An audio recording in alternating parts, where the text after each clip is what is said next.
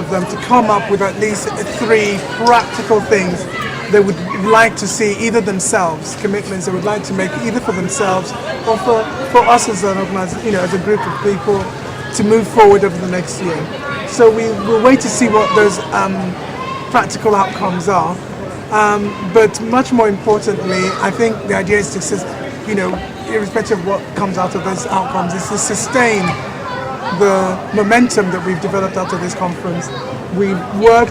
We surveyed 140 young Africans. Many of them got involved in organizing the conference and played very critical roles. Many of them are facilitating the workshops, and we went through a process of training and working with them leading up to this conference. So we hope to sustain that involvement that we have begun, and try to talk to some other organizations about how they could get that as well. That's one very practical outcome. The other is, obviously, we look forward to next year. We'll produce a report which we will distribute and much more widely to those who haven't attended the conference, so that people can take on board the issues. Philip has been described as the Bill Gates of Africa, and he has actually won and been awarded several accolades for his huge, tremendous contribution to the development of the internet. In fact, he's given credit for developing, I believe, the fastest computer that there is in the world at the minute. That Philip is currently consulting on the next generation of supercomputers, supercomputing, and the internet, and that his most prestigious award was being given the Gordon Bell Prize, presented to him by the Institute of Electrical and Electronic Engineers in 1989. And just before I round up, just to quickly say, that is on top of already being described as America's best and brightest inventor in 1996, and the Computer Scientist of the Year by American National Technical Association in 1993. We are here today to look forward to the future. Yet, as Patrice said, and to paraphrase him, we cannot look forward to our future unless we look backward to our past. 500 years ago, most people of African descent lived in Africa. Today, 1 in 5 persons of African descent live outside Africa. 1 million British citizens are of African descent, and 40 million American citizens are of African descent, and 60 million Brazilian citizens are of African descent. And 2 days ago, when I met Onyekachi Wambu for the first time, he made a comment that I found very revealing. He told me the biggest foreign investors and aid donors to Africa are diasporan Africans. And that's very interesting, because many people like myself assume that it's the World Bank and other donor agencies. Well, they won't replace IMF and World Bank loans, because in fact they are used differently. You find that a lot of the remittances, they do get to the households. They are people sending money either to individuals or to communities. So you actually have one-to-one, like your family individually, but also people are coming together collectively to support and do things. But to be honest with you, that money does something very different to what the IMF and World Bank money does. The IMF and World Bank money is an intergovernmental or a multilateral sort of arrangement. And so you find actually typically that the governments, the African governments, are much more focused on the question of those sorts of monies, because they have a certain type of accountability, and that money goes into their coffers, not necessarily directly into their pockets, but into the national coffers, whereas remittances, a lot of the time, as we know, bypass the national treasuries and so on. But I think the reality is that it is like an international, a global welfare system. See, because if we didn't have the remittances, imagine how many people would suffer. You see, because that money, I mean, sometimes that's what's getting people into schools.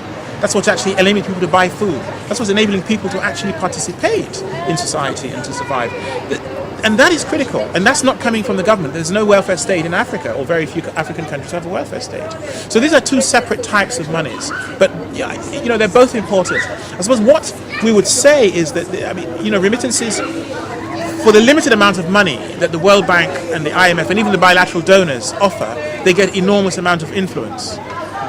So you have a British minister, for instance, can actually really influence policy in parts of Africa, whereas you and I, sending our $100 a month, so to speak, we haven't got that type of influence unless we get together, unless we organize, unless we act collectively. That's what we've got to do, and that's a key thing here. We have to organize together. We have to come together to work, to build institutions that can channel and chart our own development in a sustainable way. What we're trying to highlight here is that the fact that the amount that Africans send is very huge and tends never to be put in the equation, and we need to put it in the equation because it's important that all those other people who are contributing to Africa, when they make their contributions, they demand influence, and the only people who don't demand influence are the diaspora, and yet we say send a lot of money. So I think it's important, and the first thing that you can do is to acknowledge that the money is going and that these contributions are being made. And the next stage is to start beginning to talk about what kind of influence that buys. President of Ghana himself was here and he met with a group of Ghanaians, and he did say that for last year alone, monies that the Bank of Ghana had actually been able to trace, monies from the diaspora into Ghana, was as much as about $1.3 billion. But yet, even though foreign remittances is becoming a major source of income for Africa, the brain drain from Africa is a far greater loss than what Africa is gaining from the foreign remittances. I'll give you an example.